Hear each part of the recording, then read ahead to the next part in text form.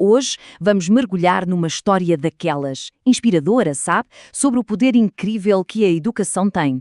Uma história sobre como enxergar além das aparências e acreditar no potencial de alguém pode literalmente mudar o rumo de uma vida.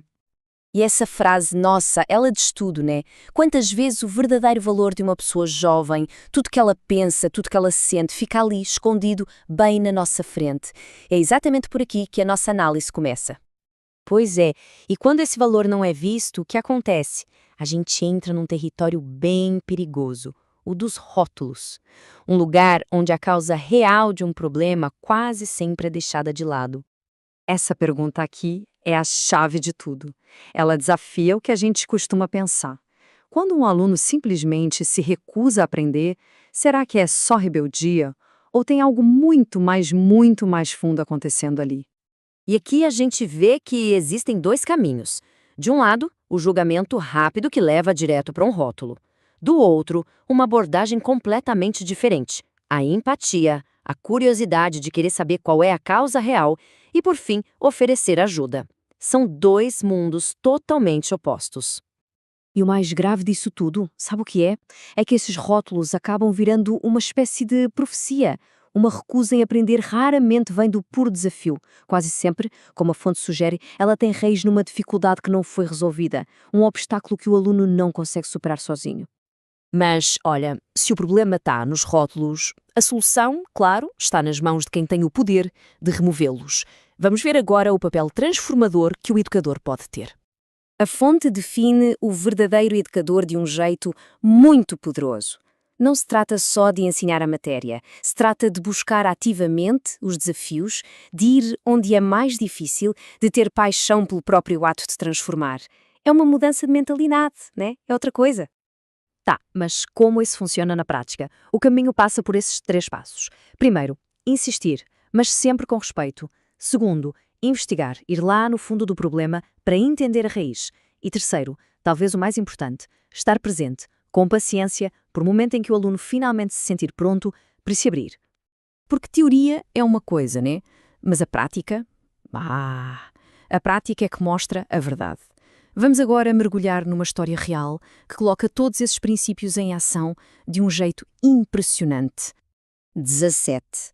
Assim, sozinho, esse número não diz muita coisa, mas ele representa um grupo de alunos muito específico. Um grupo que a maioria das pessoas já tinha basicamente desistido, considerado um caso perdido. E o que definia esses 17, bem, a lista fala por si só. Eles eram vistos como, o pior grupo da escola, desempenho péssimo, disciplina zero, agressividade e até vandalismo. Eram de longe o maior desafio. E aí, no meio disso tudo, acontece o inesperado. Em vez de evitar o problema, um educador, o André, dá um passo à frente e diz: eu quero eles. Eles vão ser a minha equipa. Esse é o primeiro passo e o mais importante de todos. Alguém decidiu acreditar neles. A intervenção começa de um jeito diferente, com um time de futebol. O primeiro resultado prático, uma derrota. Num cenário normal, isso poderia ser o fim da linha, né? Mais uma prova do fracasso deles.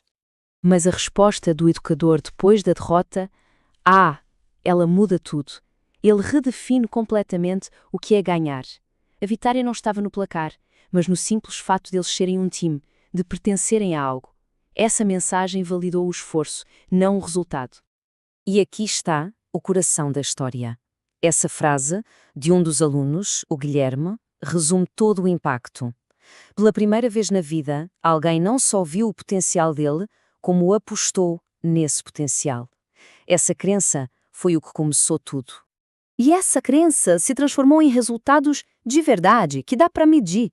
60% passaram de ano direto, 20% avançaram, mas com apoio.